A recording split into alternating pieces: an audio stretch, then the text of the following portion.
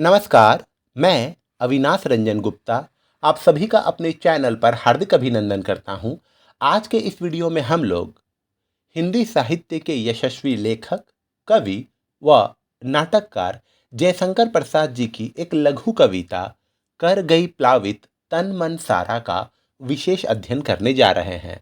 तो शुरू करते हैं इस वीडियो को।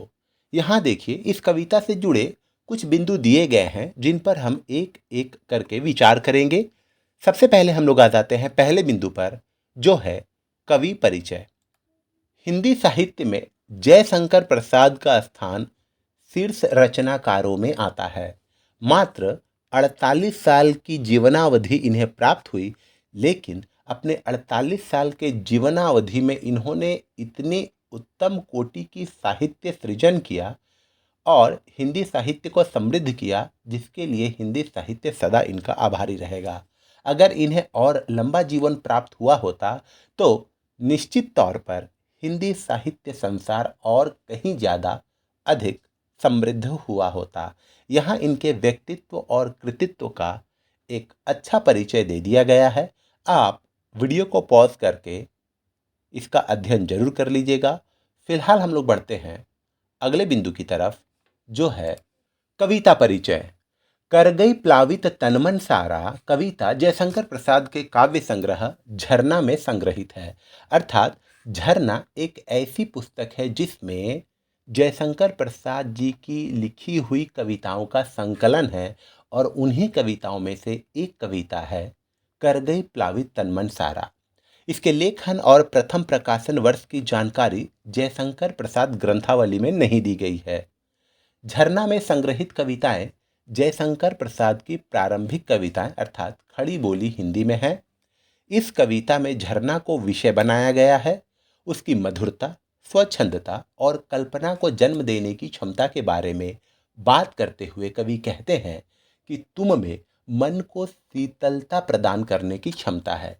देखिए, यहाँ पर दो लक्षण सामने आते हैं।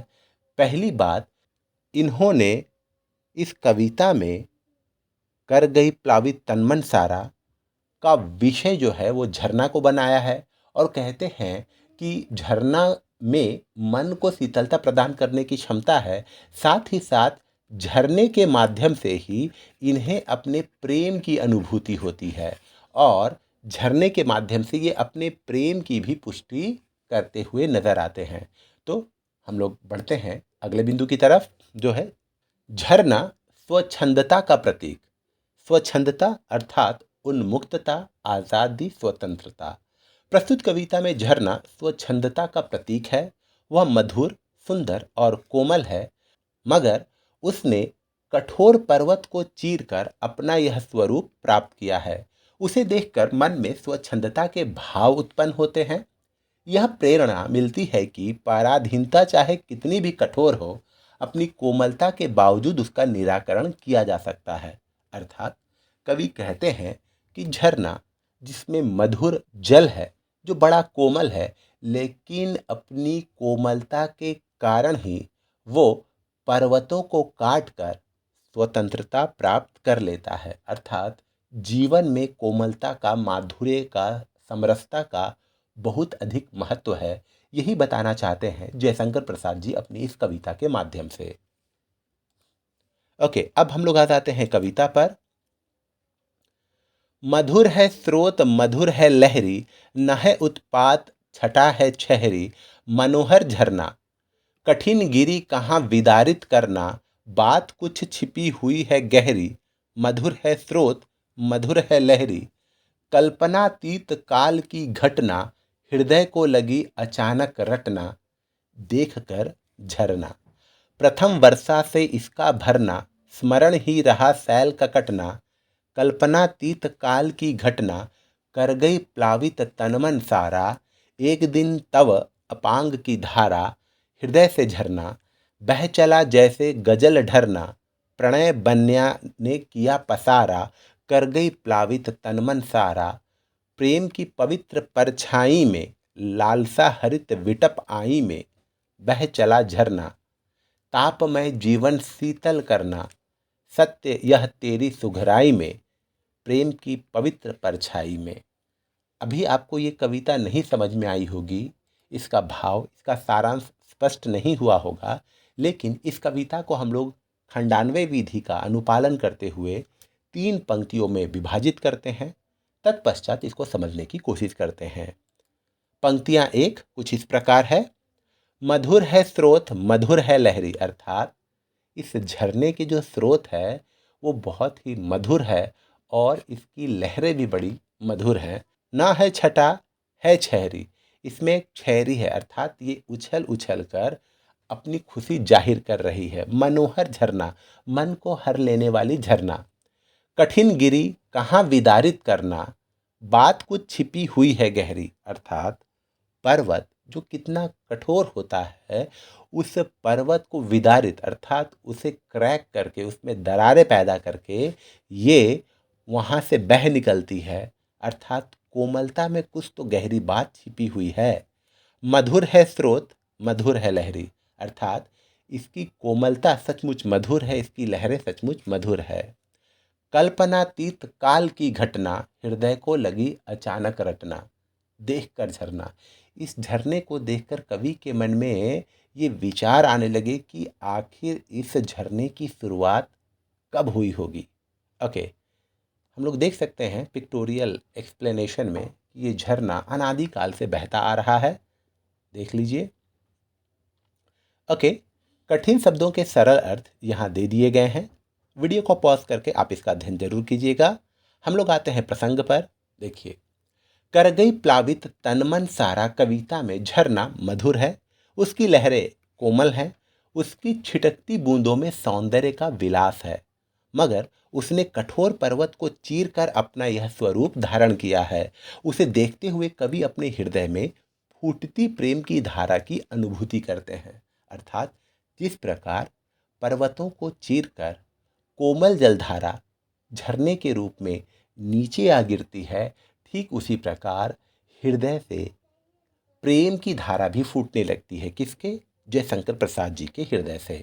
ओके, व्याख्या कुछ इस प्रकार है। जयशंकर प्रसाद ने प्रस्तुत कविता झरना में झरना को विषय बनाया है। वे कहते हैं कि झरना एक मधुर जल स्रोत की तरह है। इसमें प्रवाहित होने वाली जल की तरंगे मधुर मालूम पड़ती हैं। इसके प्रवाह में किसी तरह का उत्पात नहीं है, शैतानी नहीं है, बदमाशी नहीं है। इसकी छहराती जल बूंदों में सौंदर्य की अद्भुत छटाएं हैं। झरना मनोहर मालूम पड़ता है, हृदय को चुरा लेने वाला मालूम पड़ता है, हृदय को अपने वश में कर लेने वाला मालूम पड़ता है। अपनी कोमलता के बावजूद कठोर पर्वत को चीर कर यह झरना निकल पड़ता है। इसमें जरूर कोई गंभीर और गहरी बात छिपी हुई है, क्योंकि कहाँ कोमल मधुर झरना और कहाँ कठोर पर्वत। कठोर को भेदता हुआ कोमल, पर्वत को चीरने वाली घटना कब घटित हुई होगी? यह घटना संभवतः उस कालखंड में हुई होगी जो हमारी कल्पना की सीमा से परे है। झरने को देखकर हमारे मन में मानो यह बात बार बार याद आने लगी कि यह सब कब हुआ होगा, जब कोमल ने कठोर को चीर दिया होगा। इस झरने को देखकर इस तरीके के सवाल जयशंकर प्रसाद जी के मन में उत्पन्न होने लगते हैं। ओके, अब हम लोग बढ़ते हैं पंक्तियां 2 की तरफ। प्रथम वर्षा से इसका भरना, स्मरण हो रहा सैल का कटना, कल्पनातीत काल की घटना, कर गई प्लावित तन मन सारा। अर्थात इस झरने को देखकर जयशंकर प्रसाद जी के मन में एक और सवाल ने जन्म लिया, और वो यह है कि बारिश में ये कैसे भर गया होगा, इसने कैसे पत्थरों को काटा होगा। ये तो कल्पना से परे की घटना लगती है, समय से परे की घटना लगती है। यही वो घटना है जिससे हमारा तन मन प्लावित हो जाता है, सराबोर हो जाता है। एक दिन अपांग की धारा, अर्थात इसकी धारा हृदय से झरना। अब हम लोग इसका पिक्टोरियल एक्सप्लेनेशन यहाँ देख लेते हैं। ओके, कठिन शब्दों के सरल अर्थ ये रहे। अपांग आप देख लीजिए, आँखों का किनारा या कोर। जब हम भी भाव विभोर हो जाते हैं तो हमारी आँखों से भी आंसू छलक पड़ते हैं। कवि को लग रहा है कि ये झरना भी प्रेम का ही एक रूप है, जो पर्वत के कठोर पत्थरों से आंसू की तरह बह रहा है। ओके, प्रसंग पूर्ववत ही है। हम लोग आ जाते हैं व्याख्या पर। कवि कहते हैं कि यह झरना पहली बार कब बारिश से भरा पूरा हुआ होगा, पता नहीं। फिर इसने चट्टानों को धीरे धीरे काट डाला होगा। अब तो यह सब झरने की स्मृति मात्र में रह गया होगा। यह घटना कल्पना की सीमा से परे हो गए किसी काल क्रम में घटित हुई होगी।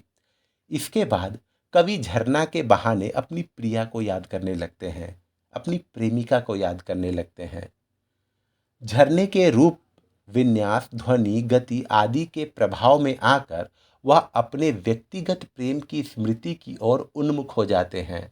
वे कहते हैं कि प्रेम की पहली बारिश से मेरे हृदय रूपी झरने का भर जाना, अनेक तरह की कठोर कठिनाइयों का प्रेम के प्रवाह में कट जाना आदि आज भी मेरी स्मृति में है।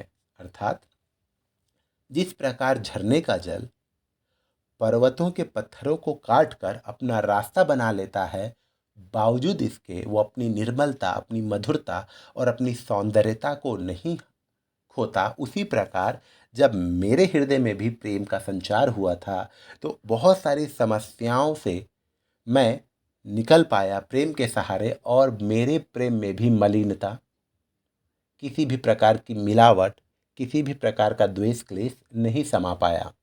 तुम्हारी आंखों के कोरकों में छलक आई आंसू की धारा मेरे तन मन को सराबोर कर गई थी। मेरा हृदय मानो झरने की तरह फूट फूट कर बह चला था। अर्थात ये अपनी प्रेमिका के बारे में कहते हैं कि प्रेम में जब ये अनुराग के स्तर को पार कर चुके थे तो इनकी प्रेमिका के आंखों से भी आंसू की धारा बह निकली थी, और ये उस झरने की तरह ही प्रतीत हो रही है। ओके, अब हम लोग आते हैं अंतिम पंक्तियों की तरफ। बह चला जैसे गजल ढरना, प्रणय बन्या ने किया पसारा, कर गई प्लावित तनमन सारा, प्रेम की पवित्र परछाई में, लालसा हरित विटप आई में, बह चला झरना, तापमय जीवन शीतल करना, सत्य यह तेरी सुघराई में, प्रेम की पवित्र परछाई में। यहाँ देख सकते हैं प्रकृति का निर्मल रूप होता है झरना। झरने के पानी से लोगों को जीवन मिल जाता है, उसी प्रकार जीवन में प्रेम का होना भी अनिवार्य है। प्रेम वास्तव में जीवन को जीवन बनाता है, वास्तव में हमें मशीनों से दूर इंसान बनाता है, एक भावपूर्ण व्यक्ति बनाता है, और हम एक यादगार जीवन जी पाते हैं।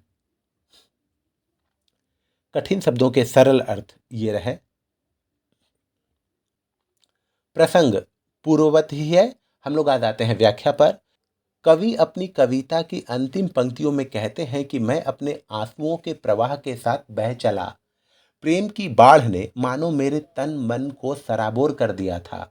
मैं प्रेम की पवित्र छाया में था, और मेरे हृदय का झरना मानो प्रेम की लालसा के हरित वन में प्रवाहित हो चला। झरना और झरने के कारण आई प्रेम की स्मृति ने तापमय जीवन को शीतलता दी। अर्थात जब ये अपने जीवन की विषम स्थितियों में थे, तब प्रेम का आश्रय पाकर ही इनके तापमय, इनके संघर्षमय जीवन को सुकून मिला, शांति मिला, शीतलता मिली। झरने की सुंदर और सुघड़ छवि में एक तरह के सत्य का दर्शन हुआ, और उसमें प्रेम की पवित्र परछाई भी दिखाई पड़ी। तो ये अंतिम पंक्तियों की व्याख्या थी, और इस वीडियो के अंतिम बिंदु काव्य सौष्ठव की तरफ हम लोग बढ़ते हैं। यह कविता छायावाद की स्वच्छंदता को झरना के प्रतीक से व्यक्त करती है। अंग्रेजी और बांग्ला की रोमानी कविताओं में भी झरना के प्रतीक को इसी अर्थ में अपनाया गया है। मनुष्य के भाव को प्रकृति में देखना और प्रकृति के विविध रूपों में मनुष्य के भाव को देखना, यह क्रम छायावादी की एक पहचान है। देखिए, हम लोग प्रकृति में मनुष्यों को देखते हैं, और मनुष्य के भाव को भी हम लोग प्रकृति के उपादानों द्वारा व्यक्त करते हैं। ये छायावाद की एक विशिष्ट पहचान है। इस कविता में प्रकृति को देखते हुए मानवीय भावों तक पहुंचाया गया है, और पुनः प्रकृति की ओर लौटते हुए मानवीय भावों को व्यक्त किया गया है। इस कविता में 17 और 9 मात्राओं की पंक्तियां हैं। टेक की तरह आई हुई टेक अर्थात सहारे की तरह आई हुई 4 पंक्तियों में 9-9 मात्राएं हैं और शेष 20 पंक्तियों में 17-17 मात्राएं हैं। प्रत्येक पंक्ति के अंत में दीर्घ मात्रा है। तो इस तरह हम लोगों ने ये इस कविता का अध्ययन पूरा किया।